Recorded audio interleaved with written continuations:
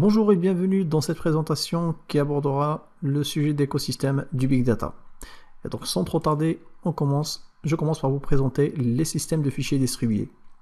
Et donc Hadoop HDFS est un système de fichiers distribués qui donne un accès haute performance aux données réparties dans des clusters Hadoop. On a également GlusterFS. Donc GlusterFS est un système de fichiers distribués, libre, en parallèle, qui permet de stocker plusieurs pétaoctets. Et c'est un système de fichiers de grappes de serveurs. Donc il est livré en deux parties, un client et un serveur. Ensuite, on a Quantcast File System, donc QFS. Donc il est développé par Quantcast et mis aujourd'hui à la distribution de la communauté open source. Donc le Quantcast File System, QFS, est une solution alternative de Hadoop Distributed File System, HDFS, pour le traitement des données à grande échelle. Et donc il s'agit d'un système de fichiers distribués renforcé, donc 100% open source, entièrement intégré avec Hadoop et qui offre des performances nettement supérieures tout en consommant 50% de moins d'espace disque, ce qui est très intéressant. Ensuite, je vous présente Safe File System. Donc Safe est une plateforme libre de stockage distribué et les objectifs principaux de Safe sont d'être complètement distribué sans point unique de défaillance, donc extensible jusqu'à l'hexaoctet et librement disponible. Donc ensuite, on passe aux bases de données NoSQL. Donc c'est quoi les bases de données NoSQL? C'est tout simplement donc l'abréviation de Not Only SQL, qui signifie pas seulement SQL. Donc la base de données NoSQL est une approche de la conception des bases et de leur administration particulièrement utile pour de grands ensembles de données distribuées. Donc le NoSQL englobe une gamme étendue de technologies et d'architecture afin de résoudre les problèmes de performance en matière d'évolutivité et de big data. Donc sachant que les bases de données relationnelles ne sont pas conçues pour affronter ce genre de problème. Donc le NoSQL est particulièrement utile lorsqu'une entreprise doit accéder à des fins d'analyse à de grandes quantités de données, non structurées surtout, ou de données stockées à distance sur plusieurs serveurs virtuels du cloud.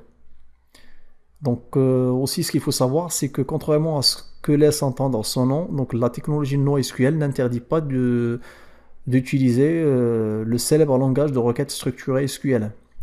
Des fois, il est vrai que certains systèmes NoSQL sont intégralement non relationnels, mais d'autres se contentent d'éviter certaines fonctions relationnelles, telles que les schémas de table fixe et les opérateurs de jointure, par exemple. Donc, par exemple, plutôt que d'utiliser des tables, une base de données NoSQL pourra organiser des données en objets, ou en paires clés-valeurs, ou en uplettes, ce qu'on appelle les tuples. Voilà. Donc on cite parmi elles MongoDB. Donc MongoDB que vous pouvez trouver dans le catalogue d'Alform. Il y a une formation complète de MongoDB.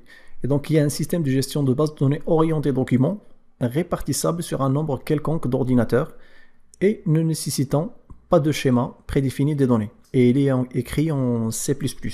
Je cite également Elasticsearch, est un serveur utilisant Apache Lucene pour l'indexation et la recherche de données. Il fournit également un moteur de recherche distribué et multi-entité. Ensuite,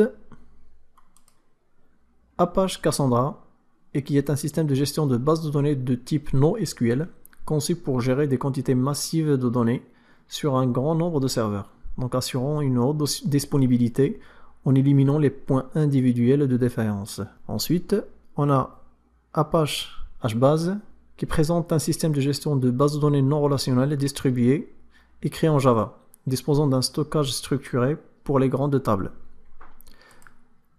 On a également Neo4j, qui est un système de gestion de base de données au code source libre basé sur les graphes, et donc qui est une base de données orientée graphe, développée en Java par la société Neo Technology.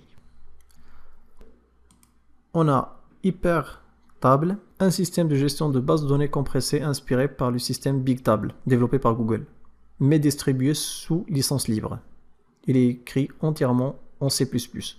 Il supporte Hadoop, GlusterFS, ce qu'on a vu tout à l'heure. Donc voilà pour les bases de données NoSQL. On passe aux bases de données NewSQL.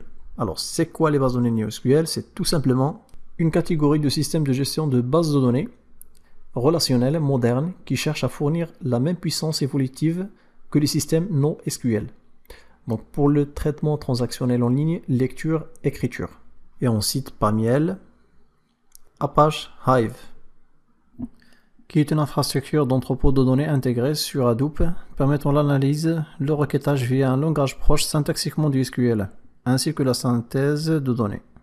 Apache Impala est un moteur de requête SQL open source de Cloudera pour les données stockées dans des clusters d'ordinateurs exécutant Apache Hadoop. On a aussi Apache Drill, qui est un framework logiciel open source qui supporte les applications temps réel distribuées pour l'analyse interactive des jeux de données à grande échelle. Ensuite, HCatalog est un projet permettant aux applications autres que Hive par exemple d'accéder à ces tables.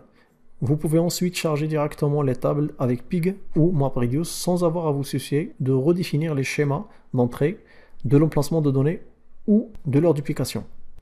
Ensuite, on passe aux outils de l'intégration des données. Donc, on cite Apache Flume est un logiciel de la fondation Apache destiné à la collecte et à l'analyse de fichiers de log. Donc, l'outil est conçu pour fonctionner au sein d'une architecture informatique distribuée et ainsi supporter les pics de charge.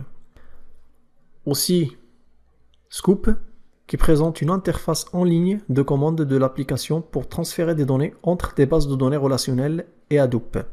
On a également Apache Storm, est un système informatique distribué qui fonctionne en temps réel et qui connaît un très grand succès. Et donc on a Apache Nifi, qui est un logiciel libre de gestion de flux de données. Il permet de gérer et d'automatiser des flux de données entre plusieurs systèmes informatiques, à partir d'une interface web et dans un environnement distribué.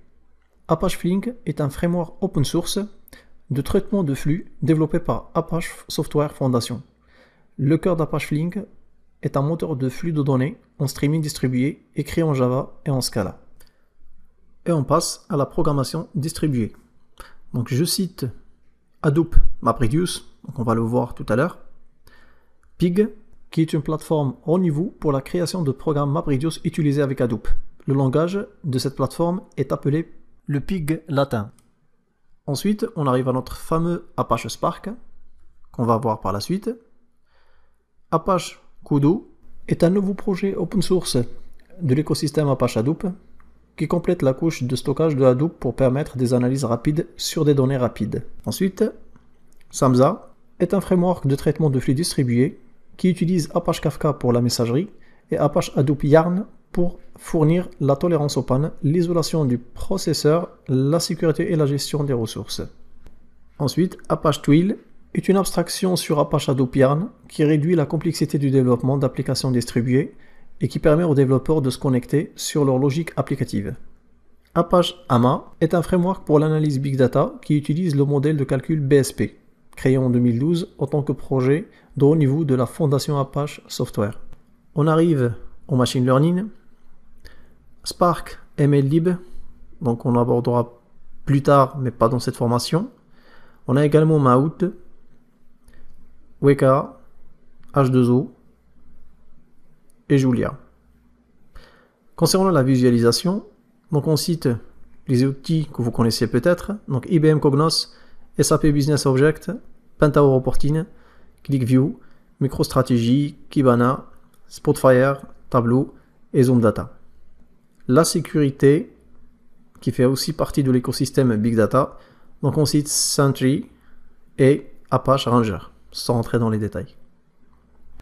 Jusque-là, on a vu pas mal d'outils par rapport à l'écosystème Big Data, sachant qu'on n'a pas tout vu, on est très loin de voir tous les outils qui concernent l'écosystème Big Data, mais je vais quand même vous montrer quelques cartes pour vous illustrer certains outils que peut-être vous ne connaissez pas, comme ça vous aurez une vision globale par rapport aux outils de l'écosystème Big Data. Donc je vous ai présenté ici quelques outils de visualisation, d'analyse de données, des moteurs de recherche, récupération ETL, temps réel et du stockage.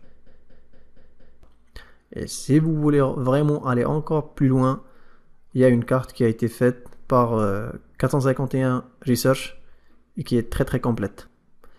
Voilà par rapport à cette présentation de l'écosystème Big Data. Et donc, je vous laisse découvrir les autres outils. Donc, vous pouvez tout simplement les rechercher et d'essayer de monter en compétence par vous-même. Il y en a tellement beaucoup, et selon l'architecture, selon le contexte, donc il suffit d'utiliser l'un ou l'autre. Voilà, on arrive à la fin de cette présentation, et donc je vous donne rendez-vous à la prochaine vidéo avec la présentation de Apache Hadoop. Merci.